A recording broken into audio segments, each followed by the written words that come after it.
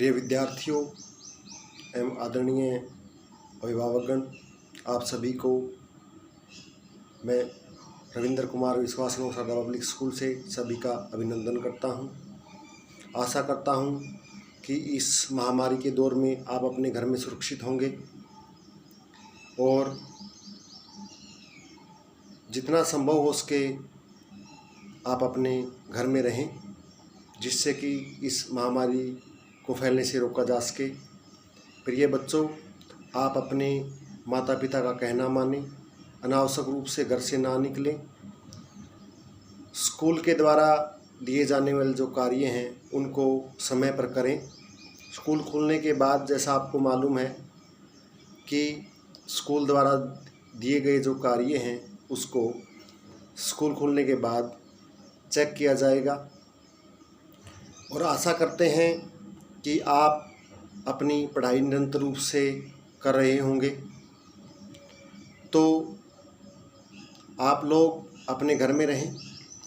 जैसा कि स्कूल के द्वारा बार बार आपको मैसेज किए जाते हैं, व्हाट्सएप किए जाते हैं, आपको होमवर्क दिया जाता है, तो आशा करते हैं कि आप कर रहे होंगे और स्कूल के द्वारा दिए गए इन कार्यों को आप ध्यानपूर्वक पढ़ें, फिर अपनी नोटबुक में उनको दिए गए निर्देशों के अनुसार करें।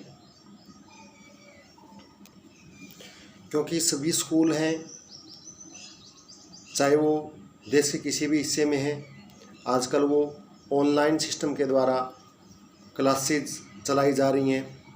हमारा भी प्रयास है कि हम आपको अपने स्कूल के माध्यम से आपकी पढ़ाई को निरंतर जारी रख सकें। आज मैं आपको +1 क्लास हिंदी का पहला चैप्टर है उसको करवाऊंगा। बुक का नाम है आरो और पाठ का नाम है नमक का दरोगा। ये मुंशी प्रेमचंद द्वारा लिखी गई एक कहानी है। मुंशी प्रेमचंद जी उर्दू और हिंदी साहित्य के जाने माने लेखक रहे हैं।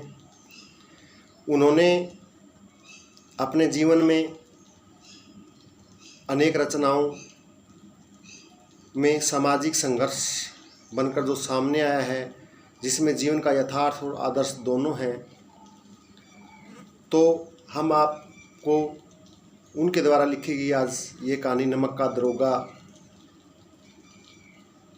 का सार बताने की कोशिश करते हैं। आशा करते हैं कि आप उसको ध्यानपूर्वक सुनेंगे और आप इसको ध्यानपूर्वक सुन करके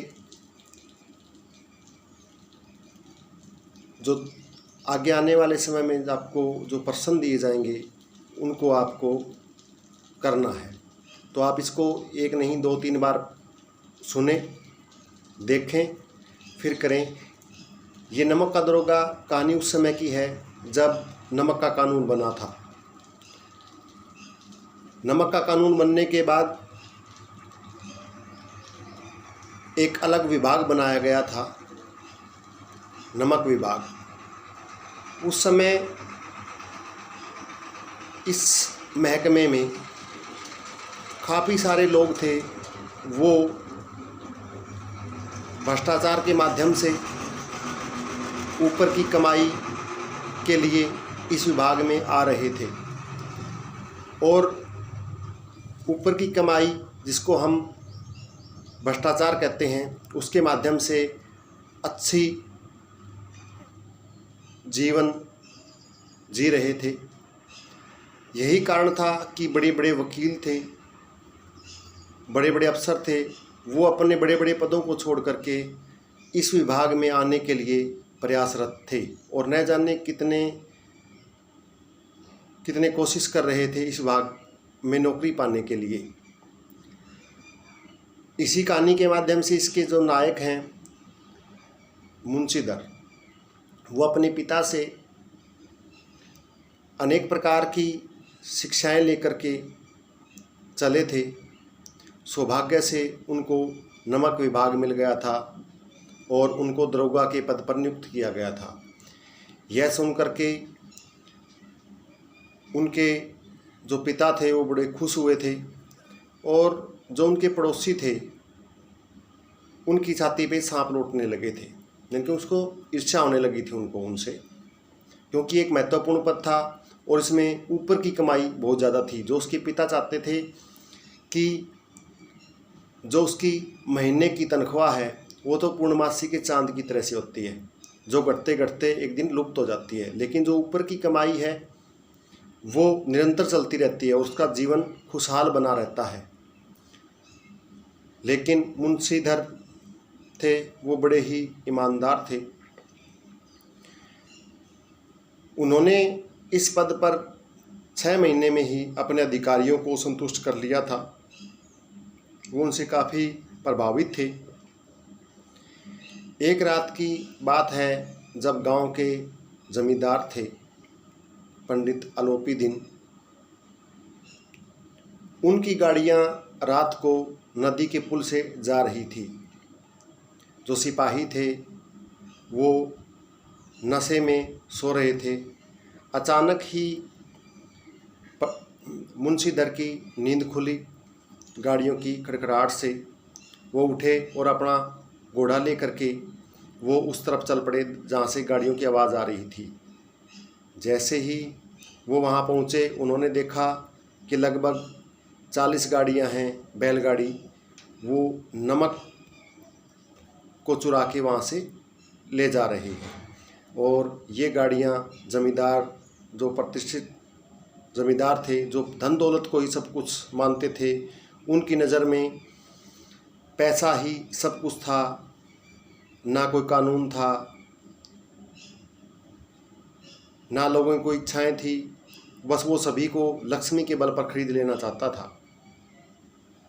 उन्होंने उन गाड़ियों को रोक लिया। एक सजे हुए रथ पर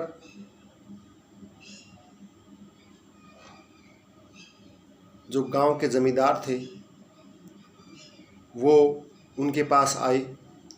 उन्होंने कहा कि मैं तो आपके पास ही आ रहा था, आपने खामखा ही हमारी गाड़ियों को रोक लिया। तो मुंशीधर ने कहा कि नहीं, ऐसा नहीं है, मैं बिकने वाला इंसान नहीं हूँ, मैं ईमानदार हूँ और आपको मैं गिरफ्तार करना चाहता हूँ। इतना सुन करके जमींदार थे वो डर गए, क्योंकि आज तक उनका किसी ईमानदार आदमी से पाला नहीं पड़ा था। उन्होंने उसको 40,000 रुपये रिश्वत देने की कोशिश की, लेकिन फिर भी मुंशीधर थे वो नहीं माने। उन्होंने और भी पैसे बढ़ाने की पेशकश की, लेकिन पंडित मुंशीधर थे, उन्होंने बिल्कुल भी लेने से उन पैसों को मना कर दिया।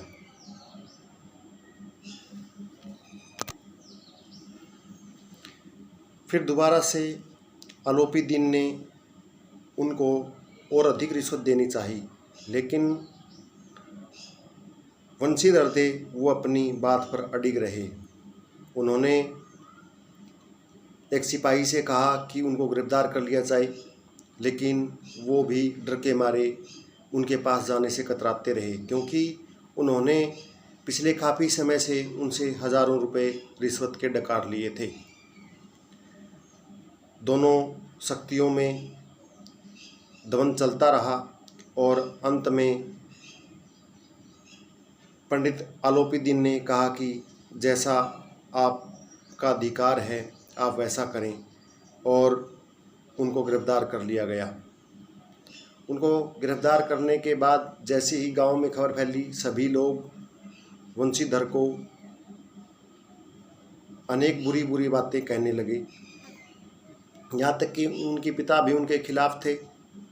वो चाहते थे कि वो उनसे काफ़ी पैसे ले सकते थे, लेकिन उन्होंने वैसा क्यों नहीं किया। आज धर्म ने धन को पैरों तले कुचल डाला था। आलोपी दीन ने एक हष्ट-पुष्ट मनुष्य को हथकड़ियाँ लिए हुए अपनी ओर आते देखा। चारों ओर निराश और कातर दृष्टि से देखने लगे। इसके बाद एकाएक मूर्छित होकर गिर पड़े। सवेरे जब बालक वृद्ध सबके मुंह से यही बात सुनाई दे रही थी, जिसे देखिए वह पंडित जी की इस व्यवहार पर टीका टिप्पणी कर रहा था। निंदा की बौछारें हो रही थी। दूध के नाम से बेचने वाला ग्वाल, कल्पित रोजनाम से भरने वाले अधिकारी वर्ग, रेल में बिना टिकट सफ़र करने वाले बाबू लोग, जाली दस्तावेज बनाने वाले सेठ और साहूकार, यह सब के सब देवताओं की भांति गर्दनें चला रहे थे। जब दूसरे दिन पंडित आलोपी दीन अभियुक्त होकर कांस्टेबलों के साथ हाथों में हथकड़ियाँ, हृदय में गलानी और अक्षोभ भरे लज्जा से गर्दन झुकाए अदालत की तरफ चले, तो सारे शहर में मानो हलचल मच गई।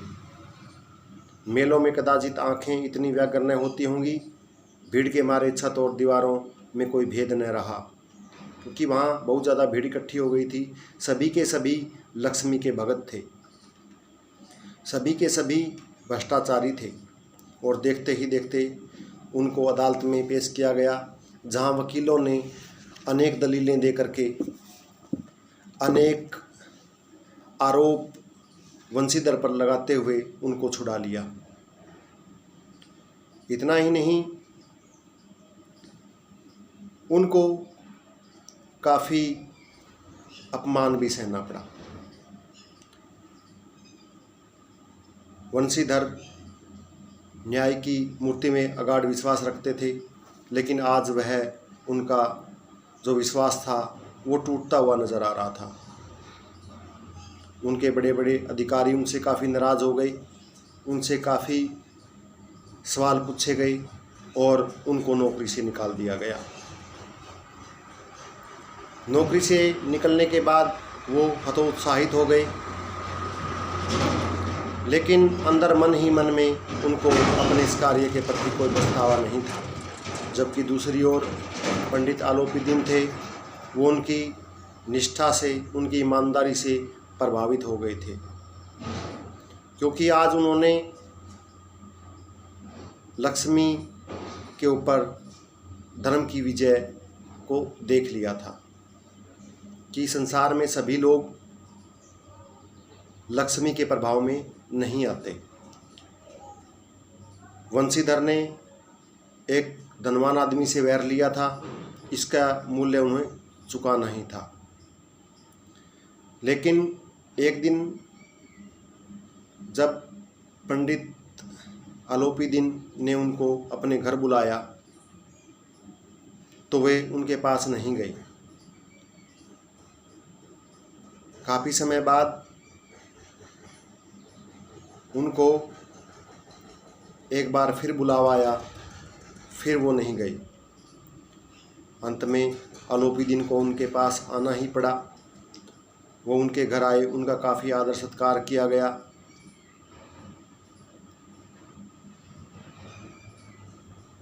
उनका आदर सत्कार करने के बाद पंडित आलोपी दीन उनके पिता से काफ़ी देर चर्चाएं करते रहे, और वंशीधर उनसे उनकी ओर देखता रहा। तो उन्होंने पंडित आलोपी दीन ने उन्हें अपने यहाँ नौकरी की पेशकश की, जो कि उस समय उनको समझ में नहीं आ रहा था वंशीधर को कि क्या किया जाए। इसलिए उन्होंने इस समय उनको कुछ भी कहना उचित नहीं समझा। तो प्रिय बच्चों, आज के लिए इतना ही। आप जितना पाठ पढ़ाया गया है उसको ध्यानपूर्वक 4 से 5 बार सुने, क्योंकि अगले दिन आपको इसी बेसिस पे आपको जो प्रश्न दिए जाएंगे उनको आपको अपने नोटबुक में नोट करना है, और स्कूल खुलने के बाद आपकी नोटबुक चेक की जाएंगी। आशा करता हूँ कि आप इस दिए गए कार्य को ध्यानपूर्वक सुनेंगे और अपनी नोटबुक में करेंगे। धन्यवाद।